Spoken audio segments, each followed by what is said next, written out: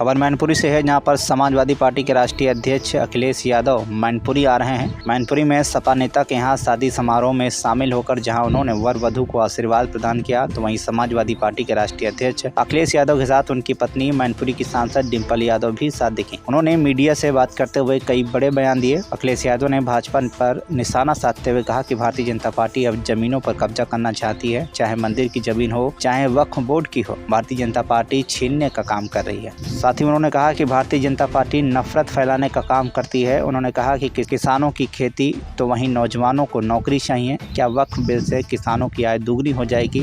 क्या नौजवानों को नौकरी मिल जाएगी? देखिए, सभी महापुरुषों का सम्मान करना चाहिए, लेकिन इतिहास में क्या छिपा हुआ है किसी को नहीं खोजना चाहिए।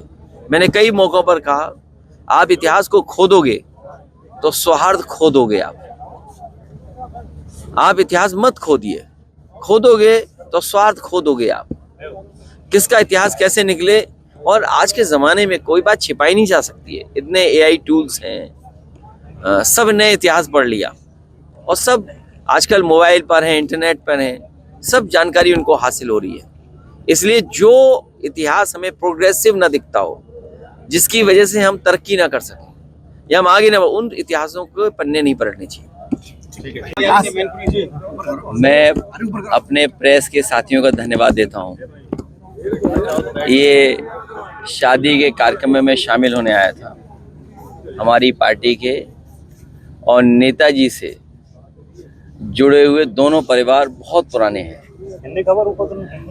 नेताजी ने जब से शुरुआत की होगी, दोनों परिवार लगातार नेताजी के साथ पार्टी को मजबूत बनाते रहे। आज उनके ही परिवार में एक शादी के कार्यक्रम में मैं शामिल होने आया हूँ। जहाँ तक मैनपुरी और आसपास का क्षेत्र है और जहाँ मैं होकर के आ रहा हूँ, इस बार भारतीय जनता पार्टी का 2027 के चुनाव में पता नहीं लगेगा। उनका सफाया होने जा रहा है और उसी वजह से आप देखते होंगे, जब सरकार के पास कोई अपनी उपलब्धि नहीं बचती है, अपनी नाकामी छिपाने के लिए नए नए कानून, नई नई घटनाएं करते हैं और कोशिश करते हैं कि जनता उसी में उलझ जाए। आज सुप्रीम कोर्ट पे हमें भरोसा है कि वक्फ बिल पर जो भावना से, जिस जन भावना से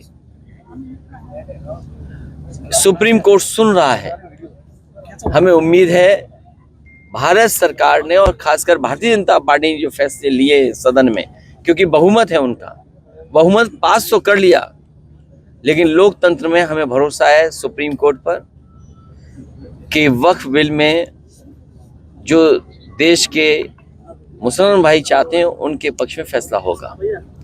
और केवल समाजवादी पार्टी नहीं, देश के तमाम संगठन और सभी दल और व्यक्तिगत रूप से भी कई लोगों ने कोर्ट में ले जाकर के अपनी बात रखने का काम शुरू किया है।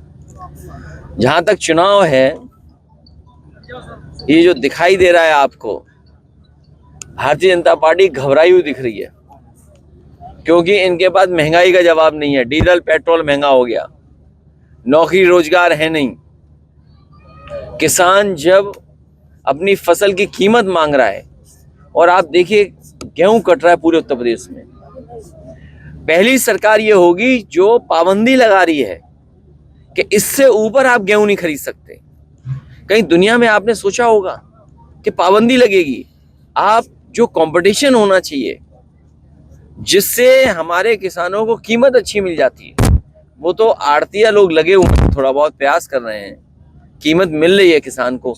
अगर सरकार चाहती तो इस समय गेहूं की कीमत सरकार चाहती तो और ज्यादा अच्छी मिलती किसान को। अंतर्गत व आड़तियों के माध्यम से बड़े बड़े सेठों पर ये गेहूं जा रहा है, और वही सेठ आम जनता को बिस्किट के माध्यम से, पैकेज आटा के माध्यम से, केक के माध्यम से आपको हमको महंगा खरीदने के लिए मजबूर कर रहे हैं। ये सरकार के फैसले, सरकार की नीतियां गलत हैं। नीतियां अगर सही होती, हमारे किसान को पैदावार की और अच्छी कीमत मिलती। अच्छा, क्या लगता है नीतियों से भटकाने और गुमराह करने के लिए धार्मिक मुद्दों का आधार बनाया जा रहा है? भारतीय जनता पार्टी जब कमजोर हो जाती है तो वो कम्युनल रास्ता अपनाती है। अयोध्या की हार के बाद पूरे देश ने देखा कि किस तरीके से भारतीय जनता पार्टी की कम्युनल पॉलिटिक्स खत्म हुई है। ये जितना भी वक्फ बिल लाया जा रहा है और खासकर अल्पसंख्यकों पर अन्याय हो रहा है, अभी तक तो ये मुसलमान भाइयों पे कर रहे थे अन्याय।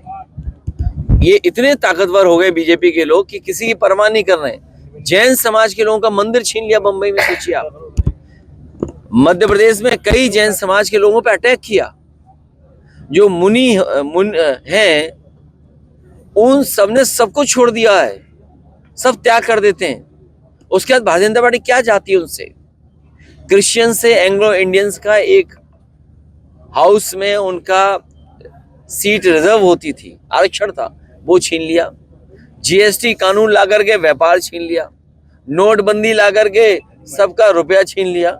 ये केवल छीनने का काम करते हैं और दुनिया में हमारा कोई डंका नहीं बज रहा, ना हम कहीं के विश्वगुरु बन पा रहे हैं। हर देश आपको धक्का मार रहा है। अमेरिका अपनी अर्थव्यवस्था सुधारने के लिए पाबंदियां लगा रहा है, टैरिफ लगा रहा है। बताओ भारत सरकार क्या कर रही है अपनी अर्थव्यवस्था को ठीक करने के लिए? अपने किसानों की भलाई के लिए सरकार क्या कर रही है? सामने वहाँ पे लोग आंदोलन हो रहे हैं, उग्र हो रहे हैं, बीजेपी आरोप लगा रही है ममता बनर्जी पे, क्या लगता है? भारतीय जनता पार्टी किसी भी घटना से राजनीतिक लाभ लेना चाहती है। जो कुछ हुआ होगा उसमें कहीं ना कहीं भारतीय जनता पार्टी का भी हाथ रहा होगा। मैं अपने पड़ोस की कहानी बता सकता हूं, तालेग्राम की।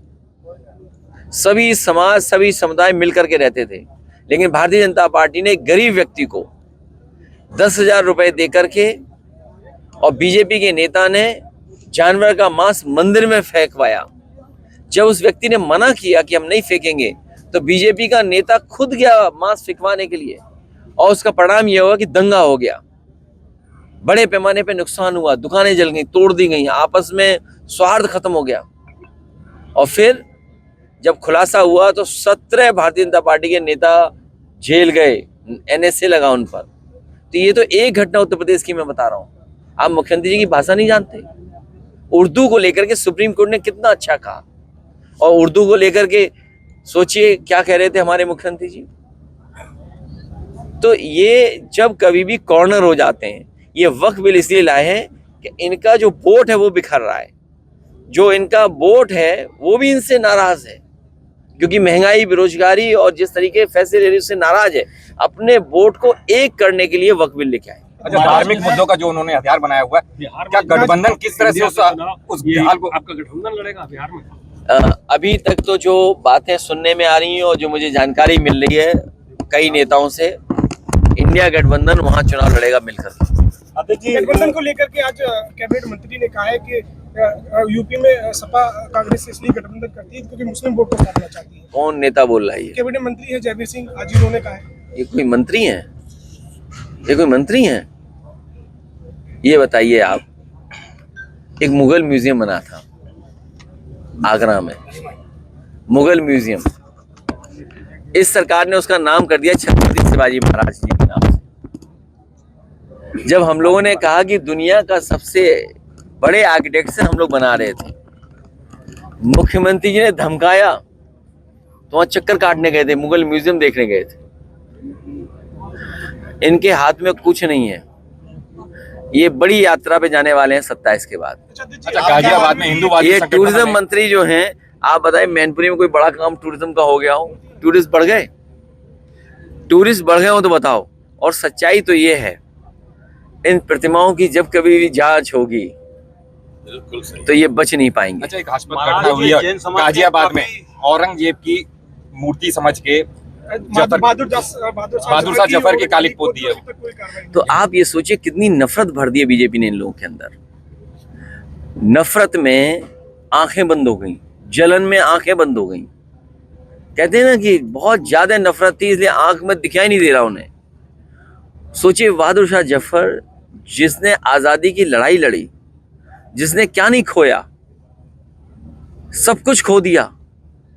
और इतने अंधे हैं ये भारतीय जनता पार्टी के लोग, तभी इन्हें अंधभक्त कहा जाता है।